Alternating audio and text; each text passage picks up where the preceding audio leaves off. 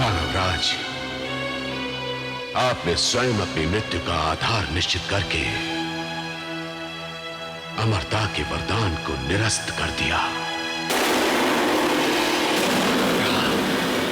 अर्थात आपके स्वयं के चाहे अनुसार किसी स्त्री द्वारा आपकी मृत्यु निश्चित है, चाहे वो दुर्मुख की दुर्दशा करने वाली स्त्री हो या कोई अन्य। तो ब्रह्मा जी ने हमारे साथ विश्वासघात किया। हम तो समझते थे वेद गर्भ ब्रह्मा जी पितामह होने के कारण देव और दानवों के समान भाव से देखते होंगे, परंतु वे भी असुरद्रोही विष्णु की भांति कपटी निकले, जिन्हें हमने तन मन समर्पित कर अपना आराध्य इष्ट मानकर दीर्घ काल तक तपस्या की।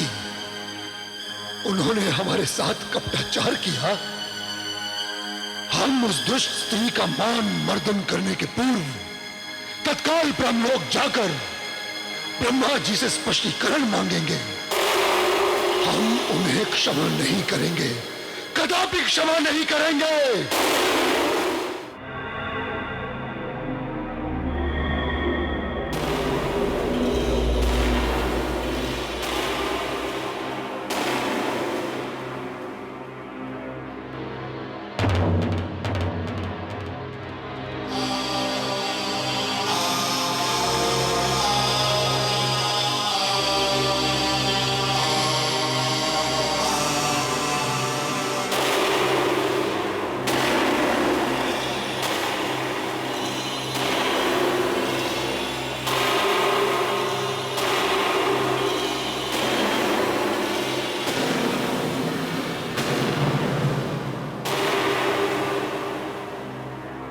प्रणाम पितामह।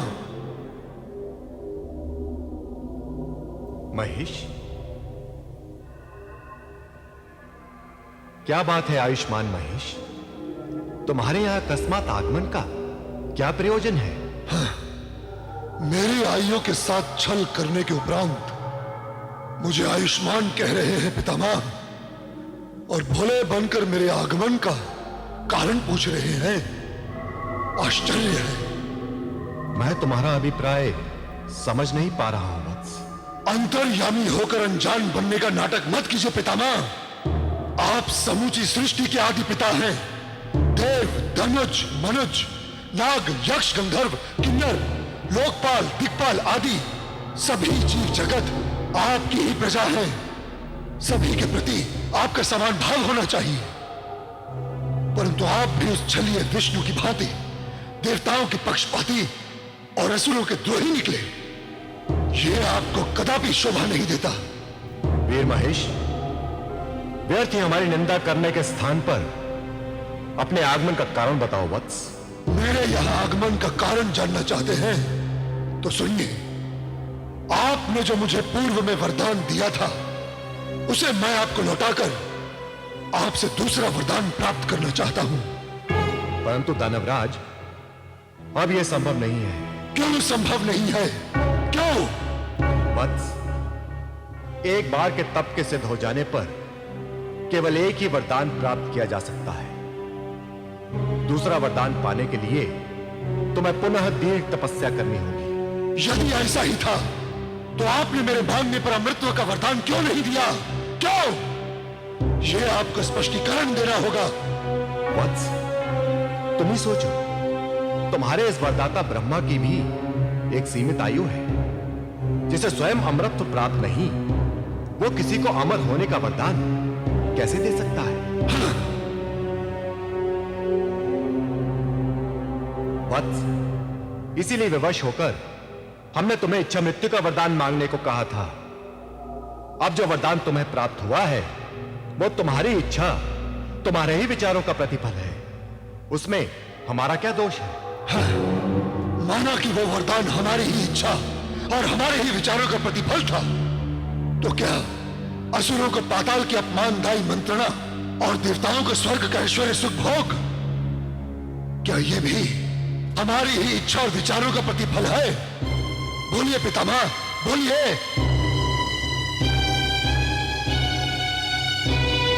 परंपरा तो यही है कि ज्येष्ठ संतान को ही ज्येष्ठ स्थान प्राप्त होना चाहिए, छोटे भ्राताओं को उनका अनुगामी होना चाहिए।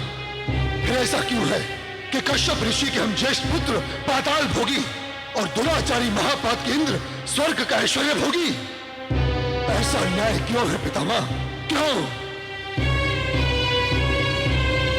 मुझे आपको आज न्यायोचित उत्तर देकर संतुष्ट करना होगा। वत्स महेश, तुम्हारे ये सारे प्रश्न तुम्हारी ही ईर्ष्याग्नि से उत्पन्न हुए हैं, जो निराधार और व्यर्थ है। क्योंकि वर्तमान में तुम स्वयं में तो स्वर्गलोक के सिंहासन के स्वामी हो। इंद्र बेचारा तो समस्त देवताओं सहित यहां वहां गिरी कंदरा और वनों में छिपता हुआ अपने प्राणों की रक्षा कर रहा है। क्षमा करें पितामह, ये स्वर्ग का सिंहासन हमने अपने पौरुष, अपने बल और अपने पुरुषार्थ से प्राप्त किया है, देवताओं की भांति छल और कपट से नहीं। प्रिय महेश, छल कपट से कुछ नहीं मिलता। जो मिलता है वो तप से ही मिलता है। छल कपट, ईर्ष्या, द्वेष, पापाचार, ये सब पतन के कारण होते हैं। ब्रह्मा जी, उत्तम होगा यदि पापाचार और पतन की दीक्षा आप देवताओं को दे। देवराज इंद्र ने छल कपट कर मेरे माता पिता को मारा था, क्या वो पापाचार नहीं था?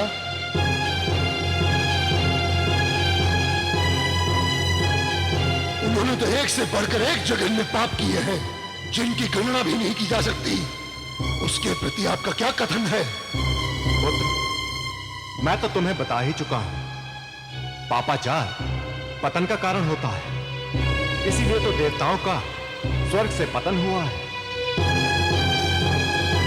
महेश, तुम मात्र देवताओं को दोष मत दो।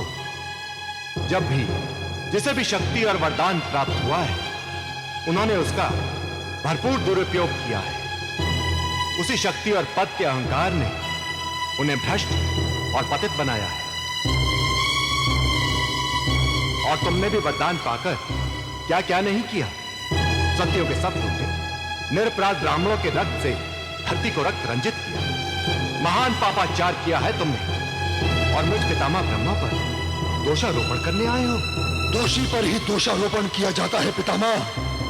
आप और विष्णु सदैव असुरों के द्रोही और देवताओं के पक्षपाती रहे हैं, तो क्या पक्षपात को आप पापाचार नहीं मानते? यही मेरा अंतिम प्रश्न है। वत्स, पाप की प्रेत छाया ब्रह्मा और विष्णु तो क्या किसी भी अस्तित्ववान को क्षमा नहीं करती। और जहां तक मेरे और विष्णु के पक्षपाती होने का तुम्हारा आरोप है, वो नितांत सत्य है। इतिहास प्रमाण है, हमने भी सदैव असुरों को ही देवताओं से अधिक वरदान रूपी शक्ति प्रदान की है। प्रिय महेश, कितना अच्छा होगा जब तुम दोनों प्रबल शक्तियां देव और धनुष मिलकर एकजुट हो जाओ और इस महान सृष्टि को सजा संवार कर आनंद और उमंग से भरकर मंगलमयी बना दो। जहां द्वेष और द्वंद्व का झंझावात ना उठे, सर्वत्र शांति ही शांति व्याप्त। शांति की प्रिय भाषा शब्दकोश की भाषा है, यथार्थ की नहीं पितामह। यदि आप शांति की स्थापना सृष्टि में चाहते हैं, तो असुरों को देवताओं से सर्वोच्च स्थान देना होगा।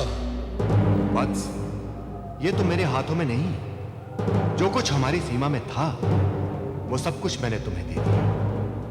तो क्या यह आपका अंतिम निर्णय है? हाँ वत्स, हम विवश हैं। यदि ऐसा है, तो पितामह फिर महिषासुर को दोष मत देना। हम अपना पद गौरव पाने के लिए त्रिभुवन में त्राही त्राही मचा देंगे।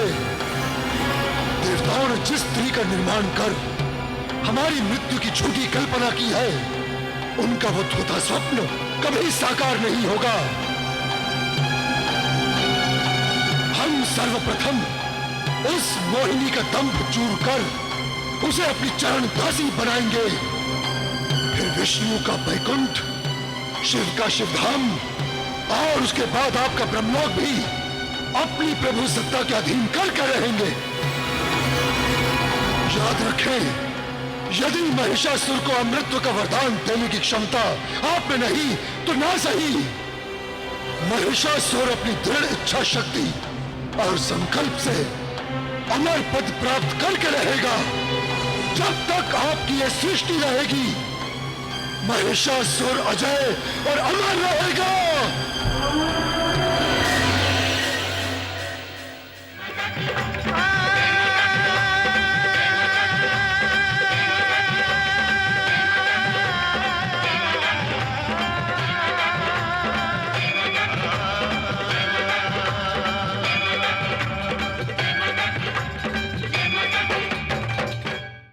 Cinevista is now on YouTube. Like, share and subscribe for more.